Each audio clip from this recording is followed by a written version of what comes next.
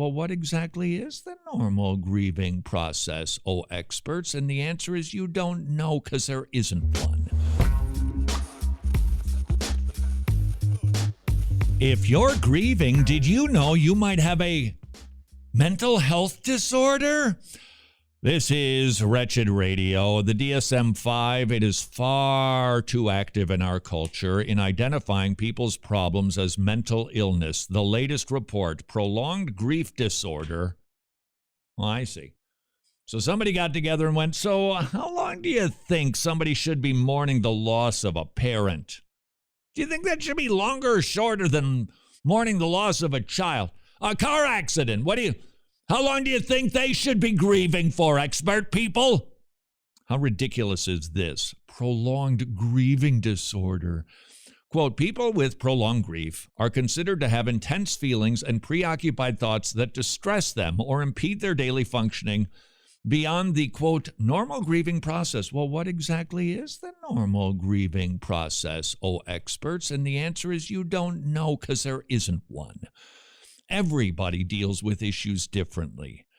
And this is yet another attempt, in my opinion, to medicate a grieving world. What are they determining? That if you are an adult and you've been mourning for longer than a year, you have a mental disorder. What do we do with mental disorders these days? You medicate it. If you're a child and you have been grieving the loss of something for more than 6 months, you have a mental disorder. I'll tell you, this whole thinking is a mental disorder, is what this is. According to the APA, people with prolonged grief may experience intense longings for the deceased. No way! What kind of craziness is that? That they feel intense sadness because they lost their partner of 50 years, being married happily. And now, a half a century later, they're without. Get over it, Granny. You got a year to get this figured out. This is cruelty. This is cruelty. And we can, by the way, we can commit this cruelty in the church. We can. Be careful with this. You don't get to determine how long somebody grieves either. There is no question about it. Somebody can remain in a prolonged state of grief and be sinning. There's no question about that. But determining that, whoa, we better slow our roll. I have seen too many Christians wounded. They have lost someone. And somebody goes, well, how long has it been? A month? What, aren't you back at work yet? What? Well, I would just think that, well, maybe you're just grieving a little too much. Oh, really? Grief is right. I think I mentioned Medicating Normal. It's one of these documentaries about medicating normal behavior, hence the title, Medicating Normal. And these are soldiers who saw something awful, and then they go to the experts who say, well, take this pill. They get addicted. Their emotions get flatlined. They end up being very blue and often suicidal, because it could be argued psychotropics do not have the side effect of suicidal ideations or homicidal ideations. It could be argued, no, that's what they do. That's why another reason we are seeing such a huge uptick in suicides. Track it back to the medications.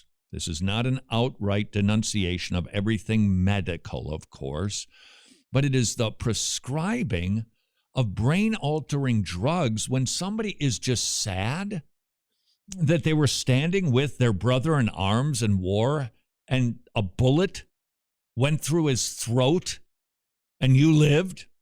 Get over it. You got a year to move on. Otherwise, get ready for a script to be written. You've got a preoccupation with thoughts of the deceased, or in children and adolescents, with the circumstances around the death. These reactions would further affect them most of the day, nearly every day, for at least a month. In children, oh, did I say a year for adults earlier? Wasn't a year? You don't agree for a month. You got a month. Okay. That's all. Well, this just got entirely preposterous. I thought a year was ridiculous. In children, the DSM notes, the condition can be diagnosed 6 months after the loss. So the kids, we'll give them a little more time.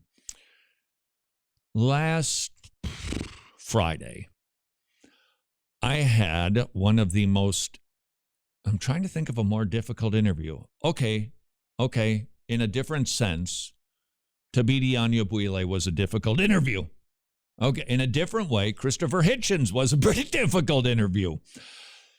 Interviewing Tim Challies was difficult for a completely different reason. You'll recall that Tim lost his son a year ago, or a little over a year ago. He just died while at Boyce, studying to be a pastor. They don't know the cause of death. He fell down dead. Autopsy revealing nothing, leaving the parents, of course, just would like to know why. They don't need to know, but they'd like to know why.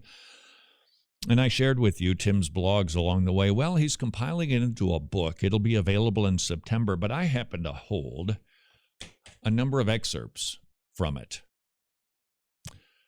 And these are hard. And interviewing Tim was hard. I'm pleased to announce we both held it together pretty well. But it was hard listening to him write things like this. This is initially after his son has died.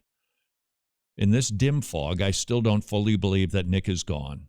I don't trust myself to believe it. Even though I'm the one who wrote his obituary, I find myself reading it again and again to assure that it's all true. I've gone so far as to pinch myself, to ask Aileen to assure me I am awake. What if I nodded off and this is just an awful dream? What if I've fallen sick and this is some feverish nightmare? What if I mistakenly popped the wrong pill and now I'm hallucinating? Aren't those scenarios more likely than a young man just falling down dead? The DSM would yell at him, "You need to get over it. It's been over a month." I tap Nick's name into my computer and find a news story. Hashtag heartbroken Boyce College students mourn the abrupt death of Nick Challies. So it is true. But somehow it still wouldn't shock me if my phone rang and I saw his name and heard his voice. I'm hovering in this place between belief and disbelief, between certainty and doubt. I don't know what to think. I don't know what to do. I don't know what to feel. And Tim is a rock-solid brother.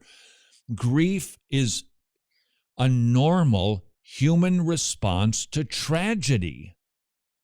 Don't let people rush you through it. Now, if they do come to you lovingly at some point and they've been walking with you and they bring it up to you to say, hey, maybe there's some things we could start doing that might just help to perhaps start to moderate some of the intense feelings, listen to that. But those comments that people make, well, what do you mean it's been a month? Don't listen to that. I don't even know what to feel about my faith, writes Tim, about my God. I should pray, shouldn't I? But I don't find anything to say. I should open my Bible, right? But I can't focus on the words. My eyes flit about, skimming over chapters and verses, never pausing long enough to absorb a thing. I feel so much and so little. The pain is searing and dull. I'm writhing in agony and laying still, crying and laughing, rejoicing, lamenting. What am I supposed to do? How can I orient myself when everything is so dim, so dull, so dark? That's transparent. And I don't think that he's sinning in that. It's just you get rocked with the death of a loved one. And you get rocked when you lose something that's precious, or you have a moral wound. And so Tim, as a part of his book, I'll share just a bit of this with you. I encourage you to get it when it comes out in September. My manifesto. Perhaps if you have been grieving for, I'm not going to use a number of months or years. I'm just going to say, if it just seems like it's been a long time for you, maybe this will help you. Maybe you could join Tim in this manifesto. By faith, I will accept Nick's death as God's will. And by faith, accept that God's will is always good. By faith, I will be at peace with providence, and by faith at peace with its every decree. By faith, I will praise God in the taking as I did in the giving, and by faith receive from his hand this sorrow as I have so many joys. I will grieve, but not grumble, mourn, but not murmur, weep, but not whine. Though I will be scarred by Nick's death, I will not be defined by it. It will always be a part of my story, but it will never become my identity. I will be forever thankful God gave me a son and never resentful that he called him home. My joy in having loved Nick will be greater than my grief in having lost him.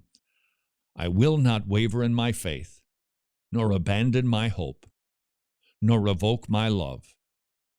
I will not charge God with wrong. And it goes on. Church, we've got a lot of grieving people in our midst. Let's love on those people, be patient with those people, encourage those people, on occasion, potentially lovingly exhort those people. But let's not think that they have a mental illness simply because they have been mourning for longer than a month. How out of touch is the DSM? Until tomorrow, go serve your king. You're just watching a one segment from the 4 segments that we do every single day on Wretched Radio. If you'd like to watch the whole shebang, you can do so at wretched.org. Good afternoon, ladies and gentlemen. This is